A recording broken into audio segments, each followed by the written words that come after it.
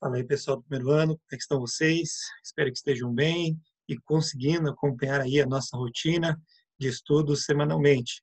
Muito bem, hoje começa um segundo ciclo do quarto bimestre com vocês, matéria de História, e o nosso conteúdo dessa semana ainda é colonização portuguesa na América, mas falaremos especificamente sobre a União Ibérica, o Brasil holandês e sobre a escravidão no nosso país, tá bom? Quero compartilhar com vocês aqui a apresentação que fiz com carinho para ajudar-nos durante a nossa aula de hoje. E aqui está ela, colonização portuguesa no Brasil. Muito bem, antes, lembramos sempre das nossas orientações aí semanais, não esqueçam, essa semana 1 do ciclo 2, quarto trimestre. Além de assistir a videoaula, eu peço a vocês que façam a leitura das páginas 55 a 61, do capítulo 3 da apostila 4, tá bom? E depois as atividades nas páginas 62 e 63 da mesma apostila 4. Gostaria de convidar vocês a participar do fórum e também na sala virtual. A participação no fórum vale a nota, né, um ponto lá garantido. Como também na sala virtual a gente pode conversar um pouquinho mais, pode tirar suas dúvidas e acrescentar mais alguns assuntos que a gente pode comentar ali com vocês, tá bom, gente? Eu espero vocês lá na sexta-feira. Ótimo, vamos falar então sobre colonização portuguesa no Brasil, especialmente agora sobre União Ibérica. Bom, aqui nós temos um contexto bem complexo até, na verdade, né? Difícil de guardar todas essas informações, mas vamos falar sobre isso, né? Dom Sebastião, ele acabou morrendo em 1578 e não deixou herdeiros. Ele morreu com apenas 24 anos de idade e quem assume é o seu tio, Dom Henrique, que era cardeal. Isso você sabe, então os sacerdotes católicos não possuem filhos, logo em seguida ele acaba morrendo também, Dom Henrique, deixa também sem herdeiros o trono fica vago. É aí que Filipe II aproveita-se dessa situação, por ter um grau de parentesco ainda também com as famílias portuguesas, ele é rei da Espanha e neto do Dom Manuel, o rei de Portugal, ele vai reivindicar o trono e vai conquistá-lo à força. É assim que começa o que nós conhecemos por União Ibérica, que é o período em que Portugal e Espanha estiveram sob o mesmo rei. Né? No caso aqui, Filipe II, depois mais ainda 2 reis estarão durante esse momento aí, que é o Filipe III e IV. Então, de 1580 a 1640, Portugal e Espanha estiveram sob a dominação de um mesmo rei. Bom, nesse contexto, nós temos aqui que falar um pouquinho a respeito da relação Holanda-Espanha. A Holanda, ela pertencia praticamente à Espanha, ela estava dominada pela Espanha, era uma região assim desenvolvida, muito desenvolvida do comércio e praticamente assim e dentro dos seus territórios muito propícia ao desenvolvimento comercial, né? E a partir de 1572 ela começa uma luta por independência e especialmente, né, se libertar da Espanha e dos seus reinos adjacentes. Em 1581, a Holanda ela consegue a sua independência. Como represália, a Espanha vai então agora estabelecer algumas coisas. Uma delas, ela cria um embargo econômico que vai afetar a economia de Portugal, que mandava muito açúcar, né, especialmente para os holandeses. E, no caso, vai afetar não só Portugal, mas também a Holanda e o nosso país aqui, que era o principal fornecedor do açúcar lá para a Holanda. Em 1621, é criada a Companhia das Índias Ocidentais pela Holanda, para acabar enfrentando esse embargo. E ela tem realmente alguns resultados positivos. Os holandeses, então, vão começar a planejar uma invasão a algumas regiões do nosso país, em especial Salvador, em 1624. Essa tentativa ela foi realmente levada a cabo, né, porque a União Ibérica ela havia dificultado esses negócios dos holandeses, né? Então, por causa dessa situação, a Holanda, que queria realmente o açúcar nacional, aqui o nosso açúcar, certo? Tenta então recuperar esse acesso, tentando a invasão de Salvador por 2 oportunidades, uma em 1624 e outra em 1627. Essas 2 tentativas foram rechaçadas pelos luso-espanhóis, né, no caso, na época estavam juntos, e daí, então, os holandeses vão procurar uma outra tática. A tática agora seria ir para Pernambuco, mais especificamente na região ali de Olinda. E essa região, então, vai ser dominada pelos holandeses em 1630 e, posteriormente, vai estendendo seu domínio sobre regiões do Nordeste, como da Paraíba, Rio Grande do Norte, e indo até Itamaracá, onde hoje nós temos o Ceará. Bom, então, há um grande domínio no litoral brasileiro dos holandeses, e eles ficarão nessa região desde 1637 até 1640, desculpa, 1630 até 1645. Entre 1637 e 1645, agora sim, o Brasil holandês vai ser governado por Maurício Nassau. Esse camarada era um idealista muito que levou realmente a um desenvolvimento muito grande da região. Ele vai tornar, por exemplo, a cidade de Recife uma das mais belas cidades da América, especialmente trazendo modernização para a cidade e criando diversas áreas dentro da própria cidade de Recife, para que ela pudesse realmente se parecer cada vez mais com Amsterdã. E até dizem que até hoje realmente existem algumas semelhanças, principais as pontes, entre outras coisas, os canais existentes na cidade de Recife, que se assemelham a Amsterdã, na Holanda. Bom, junto a isso, também vai incentivar a arte, traz diversos artistas para cá, para a região, também investe em pontes e prédios luxuosos, modernizando a cidade, faz um acordo com os senhores de engenho, financiando novamente e reativando a produção de açúcar na região, e decreta liberdade religiosa em toda a região. É isso que possibilita, por exemplo, que a maior colônia, vamos dizer assim, de judeus, e sempre foram os povos, foi um grupo religioso bastante perseguido, a estar justamente na cidade de Recife, aí no século XVII. Eles chegam para essa região em busca de liberdade religiosa. Infelizmente, essa situação não dura por muito tempo. A partir de 1640, a população católica do Brasil não aceita muito bem esta dominação holandesa e especialmente essa liberdade religiosa, e começa a incentivar uma reação contrária. E isso vai acontecer até que, em 1645, com o que foi chamado de insurreição pernambucana, eles conseguem definitivamente expulsar os holandeses da região. Bom, queria falar um pouquinho agora rapidamente aqui com vocês sobre o processo de interiorização do nosso país. Em meio a tudo isso, já começaram as primeiras expedições para tentar encontrar algo dentro do interior do nosso país, outras riquezas que seriam importantes, né, Aso? E o grupo principal que será feito isso são os bandeirantes. As bandeiras, elas eram expedições particulares, inicialmente, né, particulares, ou seja, de grupos particulares, que partiam geralmente ali da cidade de São Vicente e iam para o interior do estado e do Brasil em si, atrás de indígenas e metais preciosos, indígenas para serem escravizados e vendidos, e metais preciosos também. Então, esse grupo foi um primeiro grupo. A partir daí, a própria coroa portuguesa começa a financiar também essas expedições. Essas expedições financiadas pela coroa portuguesa ficaram conhecidas como entradas.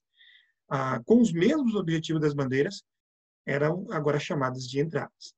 Outros meios de interiorização do país foram as monções, que eram expedições fluviais por meio dos rios da região, que abasteciam esses lugares aí onde os bandeirantes fizeram, vilarejos e tudo mais, e trazendo recursos para as regiões, em especial posteriormente, quando vai ser descoberto o ouro na região do interior do Brasil, fornecendo abastecimento para essas regiões. Também temos os tropeiros, que eram expedições de transporte de gado e também suprimentos aqui no sul do nosso país. E isso vai formando diversos núcleos de povoamento no interior, né? Tanto as monções como os tropeiros e as bandeiras vão formando esses núcleos de povoamento no interior do nosso país. Bom, as bandeiras, elas têm 3 tipos. As 3 tipos são: o primeiro tipo é as bandeiras de caça, que era para capturar indígenas, para vendê-los como escravos, e vocês veem aqui na nossa a representação nessa imagem com a cor vermelha, tá bom? Temos também as bandeiras de contrato, que era para combater revoltas, capturar escravos fugitivos, destruir quilombos, que é essa que vocês veem aí em azul, como também as bandeiras de mineração, que era a procura por metais preciosos, que está em verde. Bom, então esses eram os 3 tipos de bandeiras feitas aqui no nosso interior. Também tem a eterna discussão da historiografia. Será que os bandeirantes eles foram heróis ou vilões? Por muito tempo, eles foram colocados como heróis na nossa historiografia, em especial a historiografia do século XIX, que tinha a dominação da elite rural brasileira, procurando, então, pessoas na história do nosso país que tinham essa linha, realmente, né, até rural e sertaneja, veio justamente esses homens como esse ideal. E aí que se cria o ideal, né, do bandeirante como herói. Inclusive, nessa imagem, vocês percebem justamente isso. Os bandeirantes não tinham esse aspecto tão bonitinho assim, não. Eles se vestiam praticamente né, parecido com os indígenas, até porque o ambiente que enfrentavam no meio da mata não era nada agradável assim para estarem sempre bonitinhos dessa forma, tá bom? Mas também, de outro lado, foi pintado como vilões. Eram cruéis, sanguinários, caçadores de indígenas. Por muito tempo também se pintou essa história. A historiografia moderna prefere colocá-los não nem como heróis, nem como vilões, mas como agentes históricos da época, que vão contribuir para o processo de povoamento do interior do Brasil, porém, através de meios, né, ou de atos bastante cruéis. Então, precisamos interpretar da melhor forma correta, da forma mais correta possível, a função dos bandeirantes no nosso país. Bom, gente, muito bem. Agora vamos falar sobre a escravidão africana. Existem diversas interpretações também ultrapassadas em relação ao porquê da escravidão. Muita gente diz o seguinte: os indígenas eram preguiçosos e eles não se adaptaram ao trabalho, então foi necessário trazer os escravos para cá, né? Outros dizem não, os escravos eles eram mais passivos do que os indígenas que resistiam demais a essa dominação. Outros falam também que foi por causa da incrementação comercial, para que assim, né, tivessem mais formas de comércio na região. Agora, hoje, gente, existem outras explicações bem mais aceitas. Muito menos economicistas e também etnocêntricas, como nós vemos aqui em cima. O que nós sabemos é que, por causa da ocupação muçulmana, a escravidão era extremamente comum na Península Ibérica desde o século IX. Então, dependendo da região dominada, ora os mouros, né, os muçulmanos, e os cristãos também eram escravizados. A escravidão já era comum na África. A África, os próprios africanos escravizavam uns aos outros. E quando dominavam o povo, e acabavam escravizando esses outros povos. Então, era muito comum. O que se sabe é que o comércio da escravidão era realmente altamente rentável. Porém, nós não podemos simplesmente destacar que foi por causa disso que foi a única razão da escravidão. A escravidão já era feita e ela passa a ser um dos meios pelos quais os portugueses, em especial, né, mas também não só portugueses, mas espanhóis, utilizarão esta mão de obra para aumentar ainda mais os seus lucros dentro das colônias. Bom, os europeus, gente, vão comprar os escravos lá na África e, como moeda de troca, eles usavam de tudo, né? Armas de fogo, tecido, aguardente, tabaco, entre outras coisas. É interessante que os portugueses, eles não se embrenhavam na África para capturar escravos, né? Os intermediários é que faziam isso, como você vê aqui nas nossas imagens, onde eles capturam, sequestram, levam esses escravos, nessas imagens que vocês veem aqui à nossa esquerda, né? E levam para as feitorias, essas fortificações fortes que eram usados ali como depósito, quando aí depois vinham as embarcações portuguesas ou dos europeus, de uma forma geral, e assim vendiam esses escravos para essas embarcações.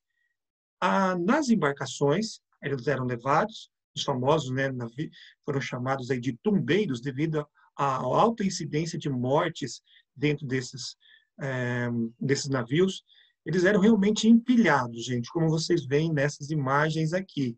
Eram empilhados aqui diversos escravos quando estavam doentes, muitos deles eram lançados ao mar para não afetar o restante da carga. Estamos falando de pessoas, sim, mas lembre-se que, para eles, naquele momento, eram mais mercadorias. Então, até por isso, dispunham eles, conforme vocês veem nesses aqui, nesse mapinha aqui, né, nessa imagem, com as mulheres grávidas em cima. Por quê que as mulheres grávidas estavam lá em cima? Né, preferência?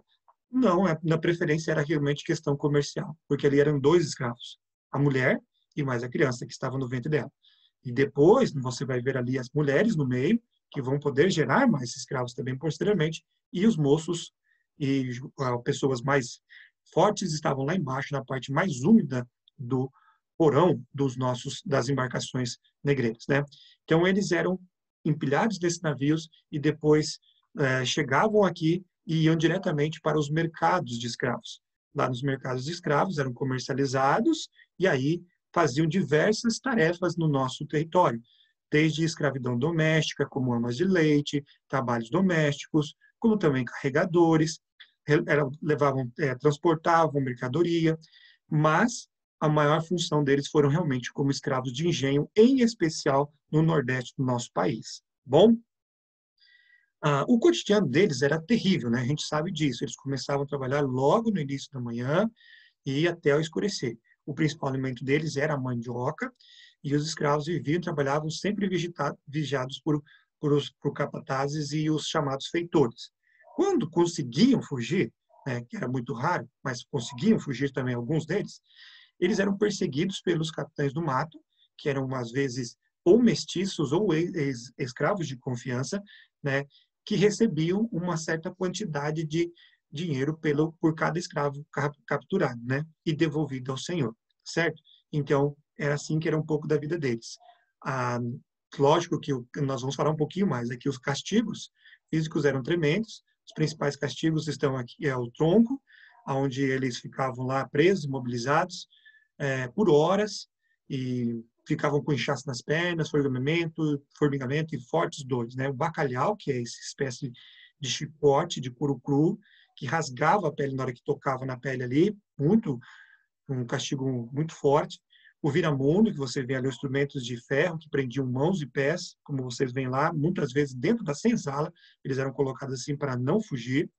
E a gargalheira, que é o que vocês veem ali na direita, aqui embaixo, essas gargalheiras utilizadas, que eram uma forma também deles prestarem, ficarem realmente até muito peso, né, aqui, e não se locomoverem com tanta facilidade, evitando fugas desta forma.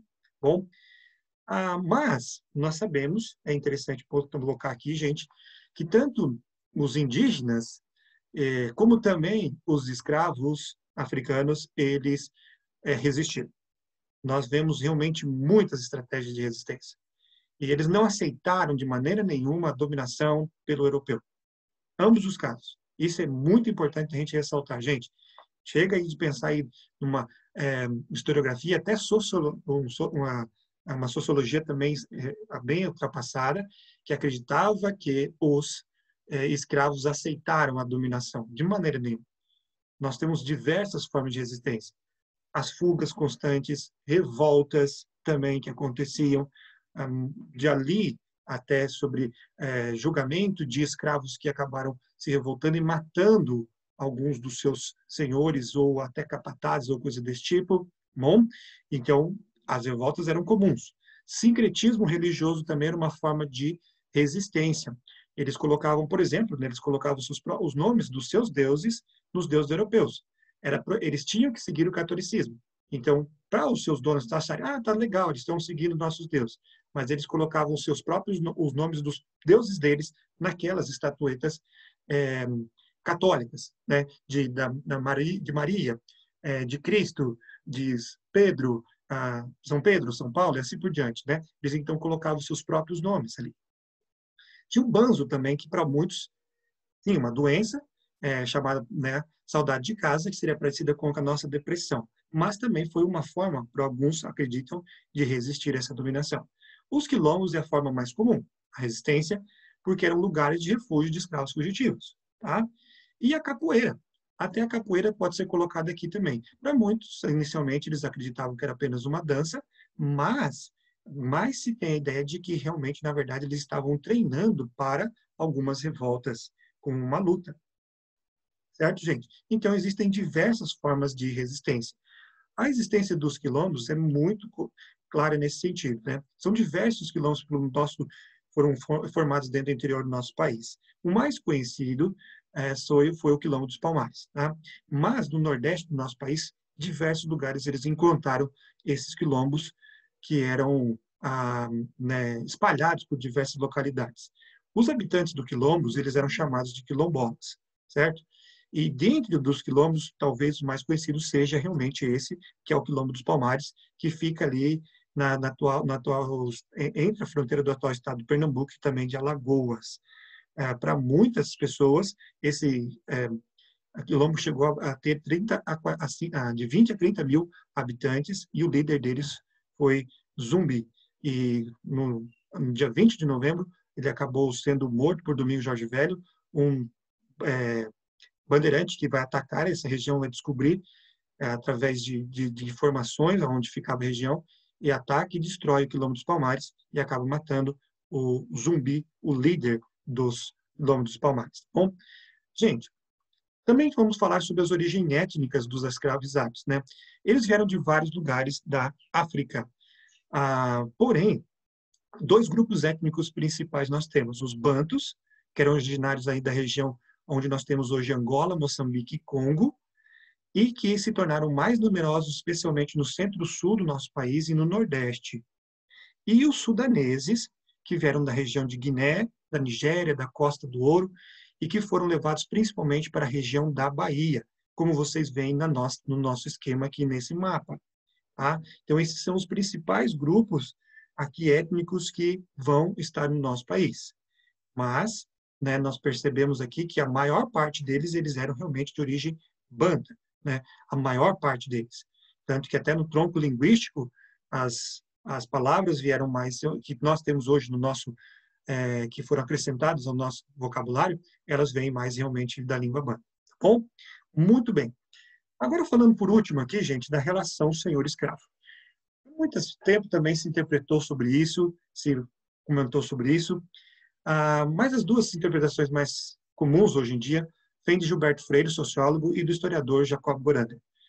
Gilberto Freire e outros sociólogos acreditavam, ele colocou no seu livro, né, Casa Grande Senzala, apesar da violência que a escravidão ela representou, teria havido muito mais troca cultural ou integração do que conflito entre os escravos e os europeus. Como nós vemos nessa imagem bonitinha aí da senhora fornecendo ajuda, alimentação para esta criança. Bom, já para o outro lado, o Jacob Borander diz que não, esse historiador ele fala o seguinte: olha, ele não nega que houveram trocas culturais, e realmente houveram, tanto religiosas, como também de costumes, como nós falamos da própria língua, entre outras coisas, né, como comida e as outras heranças que nós temos hoje, né? Porém, ele afirma que essa visão do Gilberto Freire, ela acaba escondendo o traço mais importante do escravismo no Brasil, que foi a exploração e dominação. Bom, então, mas é algo para nós pesquisarmos cada vez mais aí nos nossos assuntos de história. Bom, gente, era isso aí.